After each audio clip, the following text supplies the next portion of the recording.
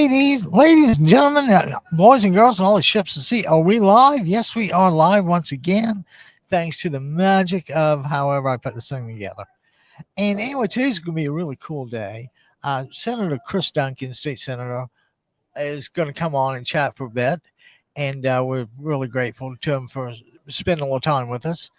And let's see here. It is, as we all know, Wednesday, August 12th, 2026. And we hope you're having starting off to a good day. It's a picture perfect day, like Chamber of Commerce Day in Southern California. So there's something to be said for California. I know people tend to, you know, minimize it, want to make fun of it and all that. But, California's a real force. I mean, 40 million people, sixth or seventh largest economy in the world. If you have to be someplace when things don't look good, California's about the best you can do. So I'm awfully grateful to be here, and hope you guys are tuning in for this. And the phone lines are open at 949-629-3820. We'd be kind of curious to hear if you, last time you've been like down San Clemente way, that's Senator Duncan's base of operations, and the district is really huge. It goes from like San Clemente on up to like Cerritos and Los Alamitos and God, what else is up there? I rarely get up there. The only time I get that way is when I have occasion to go to the Catella Deli, and that's a shout out to the Catella Deli. I don't. I wish I got some sort of compensation from those guys because it is really good, and it's hard to find a real or even a modern or interpretation of an old deli. So I mean, don't go there thinking it's going to be, retro like 40s with the red velour or not red velour, red vinyl, like bench seat. An old time used to have restaurants that had booths. And booths were just, like really simple as, just kind of like some foam rubber, and then somebody stapled some vinyl or something over it. And that was, that was where that was the dinner table. Okay, guys. So let's just I want to chat about just I swore I was not going to talk about Trump's escape from Turkey in the laundry cart or the grocery cart or whatever kind of cart. Looking back on it, kind of looks like he kind of ran away with his tail between his legs. But he is the current occupant of 1600 Pennsylvania Avenue. I won't ascribe any particular human characteristics to him other than living, breathing, and telling the occasional, lie, shall we say. And I swore I'm going to start every radio station from here for the next 82 days, all the way down to November 2nd. And of course, I'll adapt it as time goes on. But the one thing I want to just keep saying, and I don't know if people just don't pay attention to it or what, but I think the president's got a little credibility problem. I mean, I think his word means nothing. And when his word means nothing, the word of the country means nothing. Uh, Now, keep in mind, he hadn't been shy about speaking up for, fellow wealthy Americans. As a matter of fact, he doesn't even have hard time taking money from the poor Americans. Oh, and that reminds me of the Trump meme coin thing. Some poor farmer or something that has like life savings, $10,000, and he puts it all in the Trump meme coin, Bitcoin, whatever it is.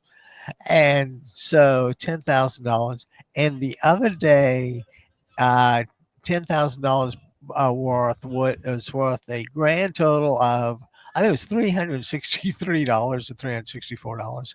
And he was one of these guys that you see him on the TV periodically with, it'll be all right. I think I'll just buy the dip, and you just feel for this, and it's not like you don't know the history, and maybe it's because you do know the history is why it doesn't seem so shocking to you. If any other president would try to be a pitch man, much less make money on every deal through him or his family, to the tune of what he made $2 billion last year. Kids probably did close to that. Billion here, billion there. Before you know it, you're talking like real money. Uh, even though for people like Trump, it's never quite enough. And this is a money question relative to Donald Trump. And I'm almost scared to ask the question, but let's see, I'm hoping somebody will call in 949-629-3820 and let me know what you think on this deal. And do you recall in fairly recent history, like last couple of weeks, could have been a month, but let's say 2 weeks. Sorry about that. And the president asked for a master list of U.S. spies, like human intelligence. And he wants a master list. And usually there's no master list. You know what I mean? There's like no master list. It's strictly need to know. And I mean, this is as high stakes as it gets. So he asked for the list, and needless to say, he gets it. Now, reasonable mind could speculate as to why he might have asked for it or what he plans to do with it. But I think let's kind of explore the background and see what the possibilities really are. Now, my personal theory is that he would sell them, and at that point, because it's all about the Benjamins or whoever's on those bills these days. Because with Trump, it's all about money, and the richest guy on the planet is supposed to be Elon Musk, right? And he's like $1 trillion plus or minus a few hundred million. Anyway. So I'm thinking that what would it take for Trump to sell that list, or how much would he want for it, or how much could he get for it? And my speculation is that while the bidding might start at $100 billion, my firm conviction is, and I have no idea how you do this because, to transfer really big sums of money, you can't just, blank $100 billion around. It has to go in like different, maybe $10 million increments just to make sure that from the fraud angle. And so, that's a lot of money for banks and all that to be hiring and wiring around the world. So anyway, what do you think? I just, I think that while the bidding might start at $100 billion, I'm sure Trump, just as a general, guy, or as a general unreasonable person, would never ever take the first offer. So $100 billion's off the table. Okay, where do we go from here? Well, you obviously got to go up. And when you go north of $100 billion, there's not but like 2 points that are, recognizable to these guys. There's the $500 billion number, which is $500 billion, or there's the whole $1 trillion, and I say, God knows how you transfer that and how long it would take. I mean, I can't imagine. I could ask an AI thing later, but how long would it take to transfer $1 trillion? But anyway, do you think I'm right? Do you think that's what the ultimate plan is? Because, I mean, if, Trump will extort anybody, anywhere, any place, anytime, he's pretty open-minded about, who he screws.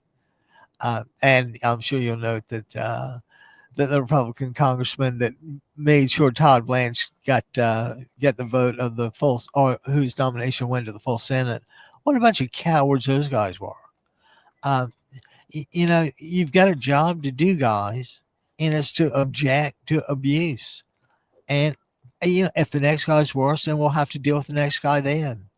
But just this is the guy that contrived the $2 billion, $1.8 billion slush fund with tax immunity for, I mean, and he's supposed to be representing the people. How could you do this? Please, God, tell me. And let me ask you this: wasn't January 6th just like disqualifying enough? I mean, how can you even look in this guy's direction after that? He led an armed insurrection in the capital of the United States while they're counting the votes, and you still vote for this guy? Yeah, it astounds me. Yeah, every time I hate to keep doing this, but I have my little 4-page printout of Trump's financial failures, and I swear you can show it to somebody and they won't believe it. It's just astounding to me the benefit of the doubt that somebody who's just blatantly grifting gets. But on the other hand, he may just have a semi-religious streak or bone in his body because what was the thing about the financial people, the was silver merchants, whatever they were. Uh, when Trump goes off the deep end like this, it's just there's no telling where we stop. So anyway, back to the $1 trillion, all that. So does he sell it? Well, you tell me one thing in the world you think Donald Trump would not sell for $1 trillion. How about that? What would not he? What wouldn't he sell? Would he sell Ivanka? Oh, in a heartbeat. And Barron, might be a little tougher, but I'm sure he'd see his way to let old Barron go and fend for himself. And he might even throw Melania into the deal just to take care of as many opportunities as possible. You know he tends to do this. Uh, but anyway, so let's go back to where we started with the escape from Turkey. And I just I know there's a value to the president of the United States, and I fully realize that. Oh, gee, okay. How about that, ladies and gentlemen? We have Chris Duncan, and let's bring him right on. Chris, how are you? Oh, I'm right on, huh? Okay, Uh, let's do it. Good deal. So thanks a million for joining us. Yeah, And so tell us. I know I know you were a federal prosecutor and all that, and so the presumption is that you see things really objectively. And sure. with that in mind, tell us what's going on down in District 36. Perfect. Well, yeah. Well, thank you, Abby. Great to be with you. I am Chris Duncan. I'm down here in San Clemente running for State Senate District 36 in California, which is mostly Orange County, a little bit of LA County. It's all the coastal cities, then it's Little Saigon, all those cities up in North Orange County, like Cypress and La Palma, and then into Cerritos, Artesia, and Hawaiian Gardens up in LA, right? So big district, million people. A lot of coastal areas, but also some interesting areas like Little Saigon, biggest Vietnamese population outside of Vietnam, right?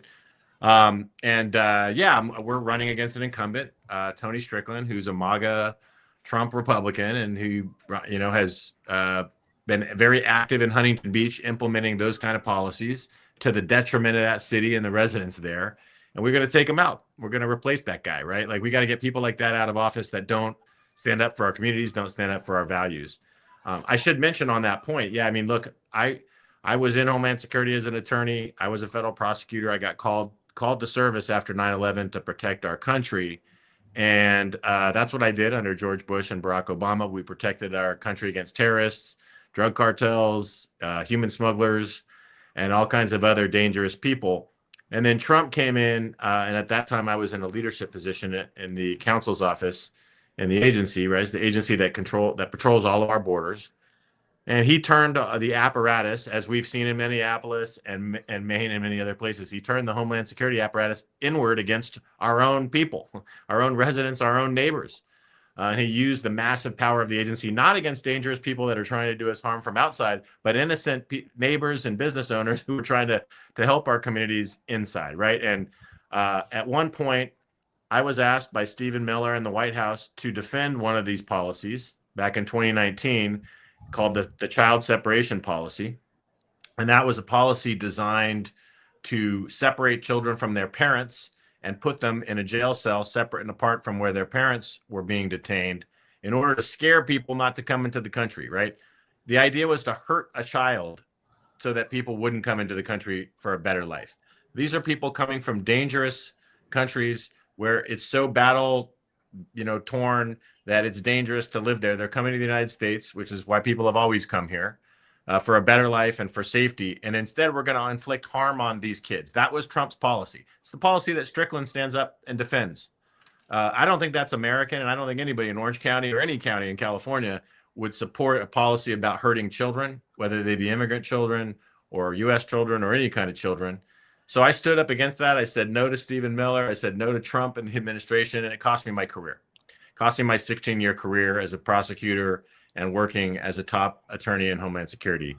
But it allowed me to come back down here to Orange County, where my wife wanted to settle and raise our kids. Great place in San Clemente. If you've ever been, beautiful beach town down here, and run for office, right? And so I ran and became the first Democrat ever elected in a very Republican city of San Clemente, which had never elected a Democrat in its nearly 100-year history. San Clemente is a very old city, one of the oldest in California. And then I became the first Dem mayor, and we did things that everybody believes in, right? Like everybody believes in having safe streets. Everybody believes in getting homeless people housed. That's what we did. Reduced homelessness by nearly 25% in the year I was mayor. We got sand on our beaches to save our beaches. We got federal money from our Congressman Mike Levin to improve our infrastructure, our bridges, our roads. We try to bring community choice energy so that people would have a choice to get their electricity from clean energy sources. These are all things people wanted, right? Choice, safety, economic opportunity. We helped our businesses come out of COVID. And so that's the message I bring to the district now. Do you want a partisan hack like Tony Strickland, who's out to make his own money, like everybody that follows Trump? They're out for themselves, not for us. Or do you want somebody who's been a prosecutor, been a mayor, been in the community, helping to make our community better? That's what I stand for, right? That's what my campaign is about in Senate District 36 here, which is a big part of Orange County. And I hope folks will come out and support us and get involved in our campaign, knock some doors, let people know we're out there, because this is a slightly Republican district. We have to win over some independent voters and probably even some Republicans. And more than anything, we've got to have a big Dem turnout and a big blue wave in November. Well, let me. Have you noticed? Are there any particular voter registration trends you've noticed, or canvas? Have you seen a lot of volunteers for canvassing? Yeah, we've seen more. We've seen a trend toward more Democratic voter registration. Right. Just to be honest, in 24, when Trump won, it was going the other way. Republicans were doing a better job than us of registering voters leading up to that election. So 2022, 2023, 2024. Things weren't great under Biden. Kamala didn't have a message of change, which fell into all of us. And that got out to the voters, where there were people, more people registering as Republicans. That trend is reversed, and especially young people, right? Young people in Orange County are registering as Democrats. It's so important, Abby, to get people to register. The biggest indication of how someone's going to vote on their ballot is their voter registration, right? That's why it's so important to register as many voters, and it's so critical everybody looks at what the voter registration numbers are in a district, because if you're in a district that has way more voters of one party or the other, it's going to be really hard to win. In our district, it's almost even, right? Slightly Republican advantage, but it's very close, amongst the closest in the state. So what we're seeing is more young people are registering as Democrats. People are incensed by these ICE raids and the violence in our streets, and they are voting. They're registering as Democrats. They don't like the tariffs, which my job now is I'm an anti-tariff attorney. I fight against these tariff taxes that are crushing our businesses, crushing us as consumers. They don't like those, making things more expensive, including gas, groceries, everything. So they're looking for a different option, and we're the different option, right? We're going to break the status quo on our side. We're going to try and deliver for people, right? And that is causing more people to vote or to register as Democrats. Well, I sure that's one of the things that astounds me when people, pretend to want to do the right thing, and then they go ahead and let's take away some kids' health care, and they don't need to eat that much, and maybe a peanut. They don't need peanut butter and jelly, do they? That's a great point. All these people running around, Abby, saying they're pro-life, right? All these pro-lifers, and yet they'll take food out of hungry kids' mouths, right? They'll deny health care to poor kids so that they have to suffer with their illnesses. They've denied those subsidies, right? But just to highlight the point, Tony Strickland, my opponent, He supports those policies that you're talking about. He supports hurting kids and taking food away from them and taking healthcare away from them. He supports that, right? Like he likes that. More money for billionaires, more money for the rich and the wealthy and the well-connected like him, and less for everyday people, right? So no, you're exactly right. But that's why more people are registering as Democrats, right? And we have the energy and the momentum here, is because people know that we're fighting for them. And well, actually, they don't know. We got to tell them, right? That's where the door knocking comes in, right? And that's where the voter registration drives come in. We've got to make sure that they know that we are standing up for them. We're going to be the change they're looking for. And the status quo is the MAGA Republicans like Tony Strickland and Trump and Gracie Vandermark and Huntington Beach and all the people on that Huntington Beach City Council that we're all running against as a team, by the way, because we're not going to be siloed here. We're going to run as a team.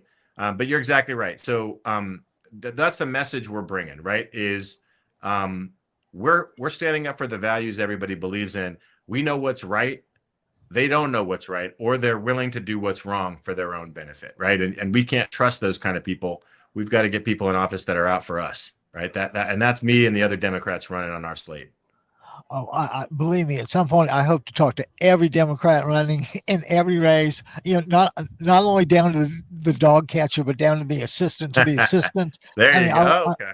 I want a blue wave like you would not. Actually, I don't want a blue wave. I want a blue tsunami. That's what Abby wants. And that's what we need. That's what we need, right? And you touched on it before. We'll talk about it more, but we've got to get everybody not just out voting, right? But convincing everybody else to vote too, right? Democrats, we were muted in the 2024 election. The number one thing that hurt us was not independents voting for Republicans instead of Democrats. It was Democrats not voting. It was Democrats, low propensity Democrats, working class Democrats feeling like the Democratic Party wasn't delivering for them. We got to let people know we are going to deliver for them. We got to deliver for them. We got to get them out to vote. We got to get a massive blue tsunami of voters, right? Of people casting their ballot, not just taking a poll or something, but actually casting that ballot and casting it early before the Trump administration has a chance to mess around with those late ballots. I remember one of the Kamala Harris Trump debates, and I'm thinking to myself, it seems to me as though we have a choice between the smartest girl in the room or the dumbest frat guy you can imagine, and America chose the dumb frat guy. I'm speechless. Well, again, desperate people will do things like that, right? And I've got to cast a little blame on our side here, Abby. We did not get the message out. We did not have the leadership in the party to get the message out that we were standing up to make people's lives better, right? We had Kamala, who I agree is way smarter and way shrewder and has much better values than Trump. But she said she wouldn't do anything different than Biden. Okay. Now, if people hear that, they're going to vote for the alternative because they don't like the status quo. They don't like what's going on. So we have to tell them how we're going to change it, right? Like how we're going to make housing costs go down. We're going to make insurance costs go down. We're going to make utility costs go down, right? That's what people need to hear and to know that we're going to do and deliver, right? Then we got to get in there and deliver it. But that's the things we were talking about. We were talking about a lot of other issues that are important, but they weren't as important as putting food on the plate, taking care of your family. And Trump was able to appeal to that sentiment, right? He got people who were desperate to buy in on his lies, and he betrayed them. He absolutely betrayed them, and they see that now. And hopefully they take it out on him and Republicans in this election. Well, I can't imagine everybody not being like really enthusiastic to vote and change things.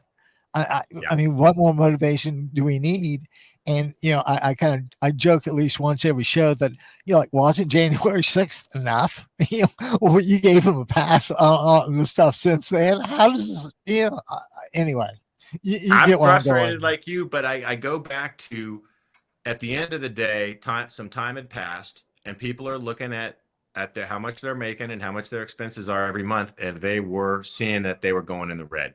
And he promised them that even though he had led an insurrection, even though he had violated the rule of law, that their lives are going to be better off under him. And and enough people believed it to either stay home or to vote for him. But of course, as I mentioned, now they see that was a huge lie, like so many other lies, and that actually they're worse off with him. and they've got to make a change, and that change is to us. Well, yeah, just to try and keep things interesting, one of the first things I say is, I keep wanting to tell you guys this, and I think the president has a credibility problem, which, of course, I think just so sad. Putting it lightly. Yeah. Well, I mean, believe me, if there's ever a guy who deserved to be, escorted out, it is him. Yes. So tell us, how's the housing affordability situation in your district? Are things more or less manageable, or are they just completely blown apart? It's a very expensive district. It's very hard to live here. It is coastal district, as I mentioned. Property values are so high, it's almost impossible for young people to live here. I want to reverse that, right? And we need to reverse it. We can't have our young people have to move out of state or at least move out of the district because it's so expensive in this coastal Orange County district, right? It used to be in a lot of areas in Orange County that are in this district, you could find affordable housing. Now, you can't find affordable housing even in those communities anymore. So what I have some big ideas there, right? Like we have to drastically increase home ownership. We've got to get our young people, help them buy that first starter home, right? Be a one bedroom or the studio I bought somewhere, right? Get that first property and then roll that property up, right? I want to drastically increase home ownership. I want to get a lot of the renters that we have into home ownership, and then they can manage their finances much better, right? You got a consistent mortgage, you got equity in your home that you can lean on if you need it, with an equity loan or something like that. That opens so many doors, right? So that's my big dream. I want to increase home ownership by 1 million people in California, right? I want all these young people who are considering, like my daughter soon to be, right? She's in high school, who are facing this issue where they'd like to stay here, but they can't afford it. I want them not only to afford it, I want them to own a home here. I want them to own property, right? To become taxpayers who help pay for our public schools, right?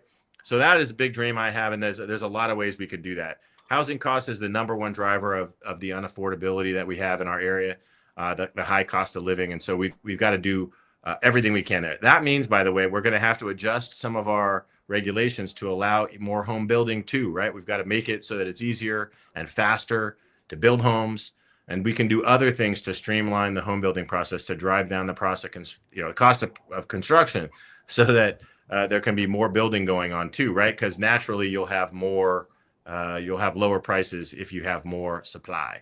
So we've got to do that. We've got to get we've got to get more competition in our utilities, right? We have the highest electricity costs in Orange County of almost anywhere in the country. We need more competition here to drive down those costs. So I'm going to be working very heavily on that with the insurance commissioner and others in the state legislature passed laws about that. We've got a lot of extra red tape and costs in this county and in this state that drives up our grocery costs and other things. We've got to eliminate that. And there's going to be some pain there, but we've got to do it, right? We cannot go down this trajectory where people simply cannot afford, even though they're getting raises in their pay, they can't afford to live here anymore, right? Everything is way too expensive. They're broke. They're broke, Abby. They're broke, man. And they're leaning on people like me to get in there and make a difference. Not 10 years from now, as soon as we get in there, right? Next year. And I promise people that we're going to work to do that. Well, Godspeed to you. And something else I want to mention is, when you mentioned everything you have done to help, to me, that's being credible. Those kind of things, when you say them, your action, I mean, you stepped up to the plate. I really appreciate what you've done. No end to, that's the basics of civics and community, and and a little more togetherness, to be honest with you. Well, that is it, right? Yeah. Yeah. I mean, look, I live in a MAGA neighborhood here in San Clemente, right? But we all go grill. We all take our kids to practice. We all enjoy the beach. We all like to relax on a Sunday. So look, we've got a lot more in common, Abby, than we're led to believe, right? And that's what I'm all about, is bringing people together around those core ideas. And I think that's why it's kind of fitting that I start from this really Republican city of San Clemente to reach out, because I know how people think that don't think just like me. And I don't cast them aside, and I don't judge them, and I don't diminish them. I think their opinions are just as valuable as mine. We all want to get to the same place. We got different ways of doing it. Let's talk about that, right? Let's not talk about all of our differences. Let's talk about how we can get to that place we all want together.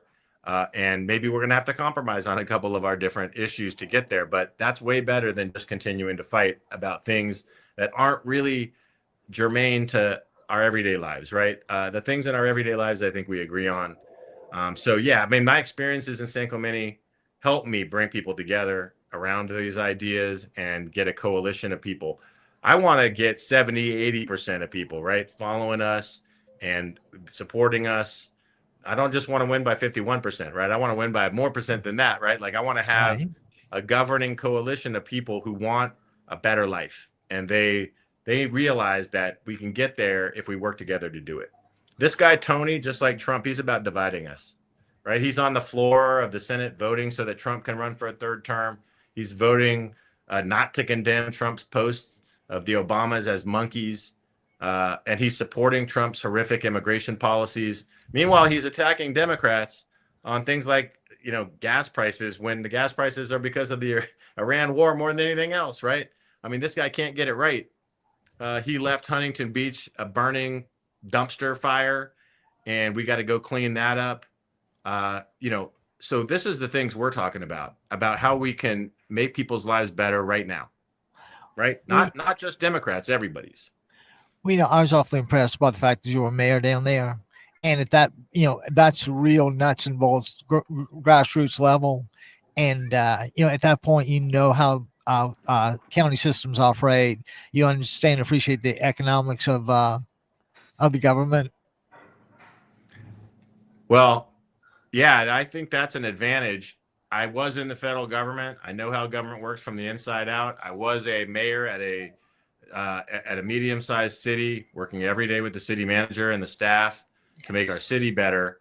So yeah, that experience I think is critically important. I won't denigrate anybody else that's up there in the legislature, but I do think having that background from in government, knowing how to make government work better for people, knowing how to make it more efficient, streamlined, customer facing, those are all things people are looking for, right?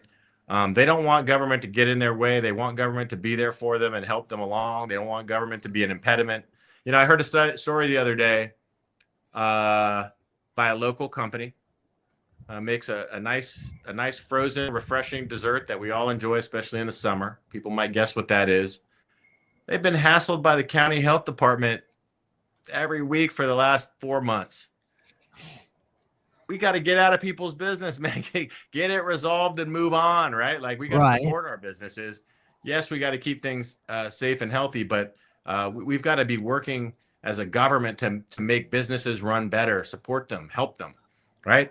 Some might say that sounds like a Republican thing. No, that's just a common sense thing. Exactly. We love our small businesses, I and mean, we got to make government get out of the way and help them, but be there for those vulnerable people that need them as well, right? And that's a big difference between us and the Republicans. They think everybody for themselves. Let's sink or die, survival of the fittest. Democrats are like, no, we're going to all rise together, right? We're going to all rise together and be better off for it. we know all the great people and thinkers I've ever come across, always erred on the side of being compassionate. Yes. And, I just think if that's not true humanity, I don't know what is. And I'm hardly a religious biblical scholar or anything, but I'm pretty sure Jesus was like, why don't we, heal the sick, and why don't we feed the hungry, and why don't we, like house or shelter the unsheltered. I just think that, at a certain point, a common decency, arrives. Yeah. Oh, yeah. No, I like what you're saying. You know who speaks about that a lot is Tallarico over in Texas, right? And he talks about, well, what is it to be a man, right? Is it to be tough and hard on people, or is a real show of being a good husband, a good father, a good person, the kind of person who would reach down and help a hungry person, right? Who would mow a neighbor's lawn, who would go and help the shut-in across the street get groceries or medicine. That's the sign of being a real good person, right? It's a sign of being a real good person is not, I made a bunch of money and then I made a great life for myself. Everybody else, I guess you're on your own. And that's where the values have been flipped with Tony Strickland and Trump and these folks, right? Under their theory, everybody, trying to make a lot of money and we should take care of the billionaire class, the Epstein class, right? That's who really matters. Under the theory we believe in, and Jesus believed in it, by the way, too, and every religious leader believed in it, is actually it's way more gratifying and it's way more beneficial to yourself and others. Actually, if you help everybody else out too, right? If you use what you have to make your neighbor's life better, you are not just improving your life, you're improving the whole community's life, right? That is being a real good steward. That's being a true American. Because I can only imagine if you and Tony Strickland were on like the same stage, it'd be like Chris Duncan and Tony who? I can't wait. Hopefully Tony accepts my invitation to debate. Oh, really? Well, if he does, please let me know. Well, I will be one of the first, Abby, to get the invitation there. Oh, that'd be really cool. I'd appreciate it. Well, Chris, thanks a million for spending a little time with us. And thank you for having me. If I could be of any help, I'm a phone call, an email, or DM away. And may the force be with you. Hey, I appreciate it. Everybody who likes what they hear and wants to support the campaign, please go to votechrisduncan.com, CHRISDUNCAN. Duncan Hines, not Dunkin' Donuts. And, help us out, reach out, follow our campaign, at least get our newsletter. But we gotta make it happen in this election. And it starts talking to your listeners, Abby, and everybody out there, and letting them know what we're fighting for. We're excited, though. We're going to win this thing. We're going to flip this district. We're going to bring some common sense back to our area and make it an easier place to live in and help people follow their dreams, right? That's what we're all about. Thank you for having me, Abby, and best of luck, and I'm sure we'll be in touch. Oh, well, Chris, my hearing's a little bad. You said that was vote, VOTE, Chris, CHRIS, Duncan, DUNCAN.com. Did I get that right? You exactly got it. That's it. You spelled it all out. VoteChrisDuncan.com is where it's at. Go to it right now. Definitely. Good deal, guys. Help Chris out. He's more than deserving of this. Anyway, thanks a million, Chris, and we'll look forward to chatting with you soon. Sounds great, Abby. Thank you, man. Appreciate it. You too. Adios. Bye. And guys, how was that? That was Chris Duncan. And, how do you get a better person to be a state senator than that? No, I think it's pretty obvious that, not only is Chris's heart in the right place, but his head is in the right place.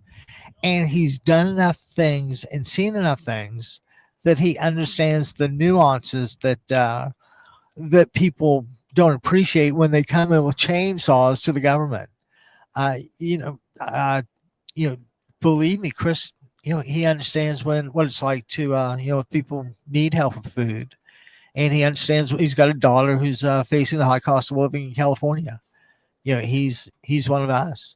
But the real reason he's one of us is not just because of that. It's because he's a decent guy. And, I like integrity in people. I like credibility in people.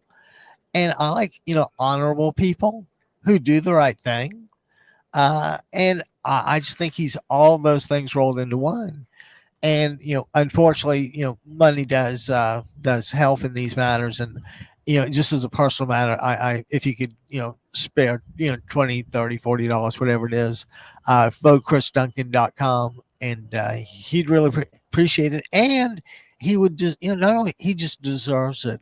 And the truth of the matter is, that's the kind of representation we all deserve, isn't it? Somebody whose words match his deeds, who's honest and compassionate. I mean, I don't expect perfection in any human being, but he comes pretty close to ticking all the boxes, doesn't he? And that's a huge area to represent. San Clemente to Cerritos and Los Al, it's got to be 30, 40 miles at least. And it's from pretty near the coast to, Anaheim and all that. I don't know how he does it all. But anyway, now we can get back to a little more current events here. And it's only because it is the, I started out to not talk about Trump and the escape from Turkey. Yeah, and that doesn't sound like just a funny thing. Trump escapes from Turkey. by using Trump escapes from Turkey by using, I don't know, 30, 40 journalists, a few staff members with hay as decoys. I'm telling you, and if you look up warm, caring, sensitive human being, one person you will never ever see is Donald Trump. Okay, so anyway, so I don't know if you guys remember this way back in July. As a matter of fact, it was wasn't it right around the festive time with the fireworks and the reflecting pool and whatever else? I think it was. But anyway, so Iran starts launching just waves of drones and missiles. I mean, you can't imagine how many. And so what does that do? Well, everybody knows you send enough of them, some of them will go through, but most of them you just don't return. Oh well, and another $30,000. They don't care. God only knows who is helping them with the drones, and we probably don't really want to know. But anyway, so they keep hitting the American bases in I want to say Qatar, Jordan, whatever it is. And guess what? On day 5, they break through. They break through the American air defenses. Americans used up so many Patriot interceptor missiles that there were starting to be holes in the air defense. And that's that's like really bad when you got holes in your air defense systems. So anyway, so Iran was like doing really well the whole time, and I've tried to get that across to you using the Financial Times as my indubitable news source because I think it is. But let's see. Jordan with bases, and get this, they had some sort of an advanced missile that can like suddenly alter course or change course, and Iran just pummeled the defensive system. So I said they broke through on day 5. And what happened on day 5 was a missile hit a prefab housing at one of the bases on July 17th, killing 3. Okay. The wounded were over 100. And Pentagon officials later acknowledged that scores of troops were injured and several planes down. So, it was, we got beat. We got beat, you dumbass. Sorry about that. We got beat. You didn't have to do this. And not only that, you were told and you were warned. And yeah, what can you say? You were told, you were warned, and he said, "Oh well, I'm gonna do what feels good." So you did what felt good to you. But look at where the world is. Even though I know you're pathologically incapable of doing that, Don, that's not. What do we say? You've conned everybody ever since. It's public record. I mean, but I digress. Before I go into this, I want to tell you about a dinner that you can have, like Trump steak and Trump baked potato and Trump wine and washed down with Chateau Trump wine, and I mean, it just kills me. So anyway, he sells all this stuff, and people, at Trump University, geez, I mean, he had to pay each one by each student $25,000 or something just to make it go away, and he got off easy. This $83 million E. Jean Carroll Punitive Damages Award. The idea of punitive, and I'll go out on a limb, but the idea with punitive is to punish, like make it hurt. And so the question, whenever you have punitive damages, the question is always, well, how much would it take to make the defendant hurt? And when you got a couple, or when you claim to have a couple of $1 billion, maybe 100 million gets your attention. Maybe you're lucky. Could have been a lot more. Not that it wouldn't matter because Trump wouldn't pay it out anyway.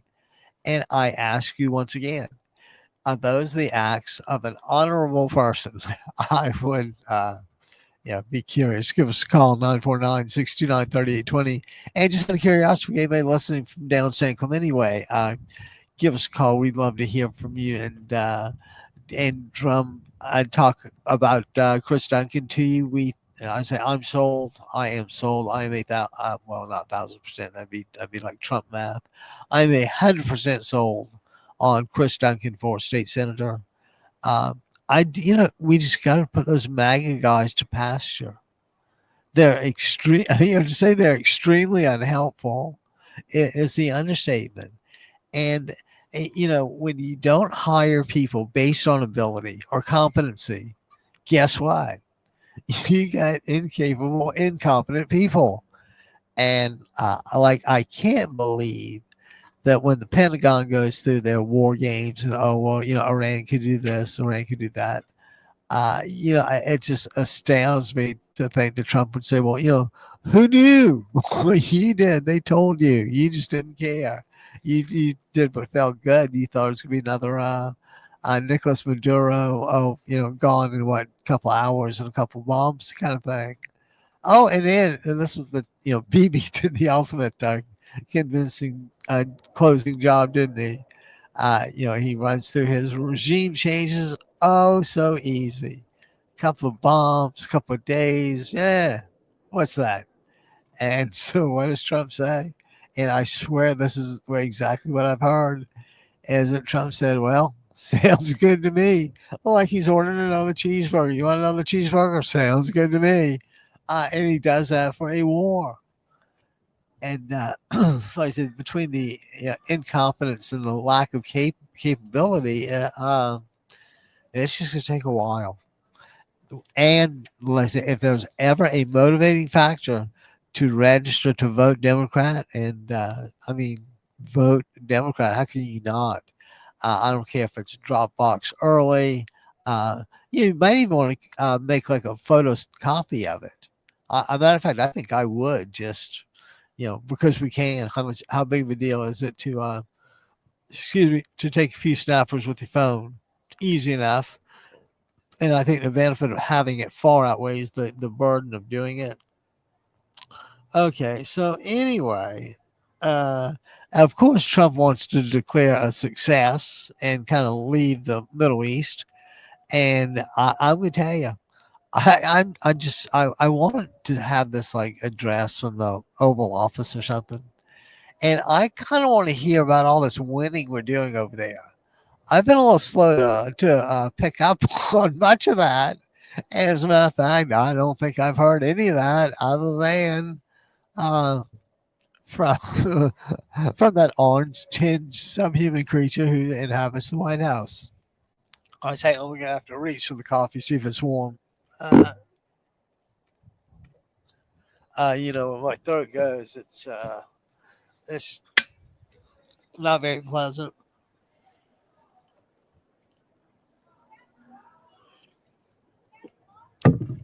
A little better, not much, but a little better. But silly me. You just might prefer if I cut this a little short. But and with the whole Abby Kaufman, you get the whole ab. You don't get, you get the whole Abby. You just don't get the ab. You get the full Abby. Okay, and how about those Houthis, huh? I'm telling you, Yemen's in a world of trouble. But Yemen's always been in a world of trouble, which is why they call it Yemen. Anyway, so the Houthis shoot at a cargo vessel, and I don't see who it is. But it was in the Red Sea somewhere, and 6 people got killed. So those Houthis, they pretty good at what they do, and they're a gang with lots of weapons, lots of guns, and you can't be shocked that they know how to use them. I mean, they kind of want the country. They want whoever's running the country to abdicate whatever he's sitting on and turn the government over to the Houthis, which is like the really hardcore, much younger version of what we have over here. And I'm gonna tell you, doesn't this seem like it's just like organized crime syndicate run out of the White House between the dirty president and the attorney general that pushes his the president's viewpoints and and squats on ordinary citizens. So I said, I have no idea why anybody is not super enthusiastic about the opportunity to change this. I mean, and don't forget, you know, even if everybody votes, it's still not a done deal.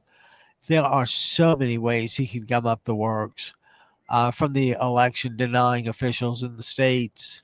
But I said, what if an election denier is in office in, I don't know, I'll pick South Carolina, and they get these votes in, and the clerk says, I'm not going to certify that. That doesn't look right. Yeah, can you imagine? And then what if they do it in more states? Or I got another scenario. What if they kind of let the state stuff go, and the state secretary or state clerk, whatever it is, has to pass the official roll to the House of Representatives clerk, and the House clerk passes them on to the vice president and whoever else, and that's what Pence was doing when the January 6th mob hit.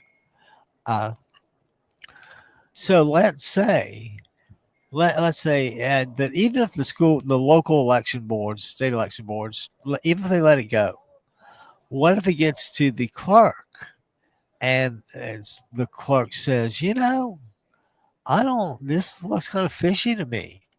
I don't think I'm going to certify this. All right. And there's absolutely positively no guarantee that this won't happen. Uh, but I'm going to tell you something. He's shown us he ain't leaving that place voluntarily. And I know this is a midterm election, but if he loses the House and the Senate, it could be a significantly difficult last 2 years in office. And it may, and my secret hope is that after the debacle that is Trump, was and will always be Trump, is how long it's going to take to repair the damage. And so we were talking about the spy list before Chris came on, and that's vote Chris Duncan, VOTECHRISDUNCAN.com. So my hearing kind of goes, so I have to ask people to repeat things every now and then, and especially when it's when asking somebody to repeat things is to try and help. I'm all for it. Okay, so the Houthis, huh? Let's see. Oh, and how about this? You guys know Ken Paxton, right? The guy from Texas that Trump endorsed over John Cornyn, who's now going on to face James Tallarico, I think. But anyway, Paxton's like a crook. I mean, he's he and Donald Trump are compadres. That's just no other way to put it. Uh, I mean, Paxton never met a bribe he wouldn't accept, right? He's so bad, his own party tried to impeach him. And I think the only way he didn't get really impeached is as Attorney General. I think it was because his wife was the deciding vote in the Texas Senate. Oh, I mean, this guy stinks to high heaven. But the direct from the New York Times is the fact that some cell towers and prime spots on Paxton's various properties seem to be making that guy a nice little piece of change, like maybe $100,000 a year per cell tower. I can't imagine that was an arm's length transaction. Then they kind of and it's like when Trump, there's a family, I don't know, maybe 8 or 10 people, maybe even less, that was down near Pensacola, Florida, and that's on like that Panhandle Redneck Riviera kind of thing. And I have no idea why anyone would want to go to the Redneck Riviera. Oh, excuse me. But anyway, so there's a family business that made uniforms for the Blue Angels. And, wasn't a huge thing. It just kind of kept them in business. And so Trump yanks the business from them and gives it to some friend of his in Virginia. He just disrupted this thing needlessly.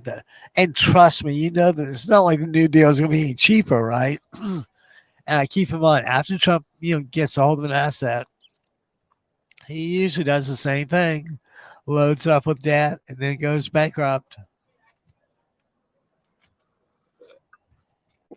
Oh, sorry about that. But so he did add $3.8 trillion to the deficit. Who's going to go bankrupt now? That's right. You guys, every Republican in the House and Senate and every Republican voter enabled this. The truth of the matter is, you guys are responsible. And don't try to slough it off on anybody else. You know, after, and let's assume we were back at the debate stage with Kamala and Trump on the stage. How could you not pick the intelligent person for a job that, that's really difficult? Why in the world? How did you pick Donald Trump after January 6th? That's what I want to know. Because don't forget, that's 4 years that elapsed between the big lie and Biden's the end of his presidency. And guys, I swear to God, I hope I'm wrong with this, but I don't. And again, I don't know anything about these Cauchy or predictability markets or anything. But I'm gonna have to check and see, because I firmly believe that that Trump is going to deny Biden a state funeral. And maybe Biden, since he's a Catholic believer, maybe he just, went for like a full mass at the National Cathedral in D.C. He'd been around 45 years, vice president, president, senate forever from Delaware. And there's a reason Delaware is like the incorporation capital of the world. But it just is it's where he lives. Okay, guys. Let's see. Anything else we want to hit on? Oh yeah, I do want to mention one more thing. How about that case against the richest guy in India? What's his name? Advani or something? Adani. Anyway, he was being sued for fraud or whatever it was. And would you believe? I know that. I swear I'm telling you the truth here. After he gave a few hundred million, I think, to somebody in the Trump administration, I think that case just, I think the prosecutor just decided to stand down. There's no real need to prosecute this guy. He didn't do anything wrong. Yeah, he didn't do anything wrong. Just, you must have confused that $100 million with a bribe of some sort. I don't know how, what could be farther from the truth, huh? And I'll kind of end this way I always started with, I think the president has a credibility problem. Like how anybody isolates any given statement and chooses to believe it as, please enlighten me. And there's obviously something I'm just not getting. I can't imagine. I just can't imagine anybody voting for Donald Trump over Kamala Harris. It just astounds me. And unless it does help when you have your 4-page printout of Trump financial failures just to, whip out when needed. So, guys, my throat's getting ready to go and closing in on 1 o'clock. So I'm going to check on out of here or bail out or tap out or whatever the kids say these days. But you know what we always say?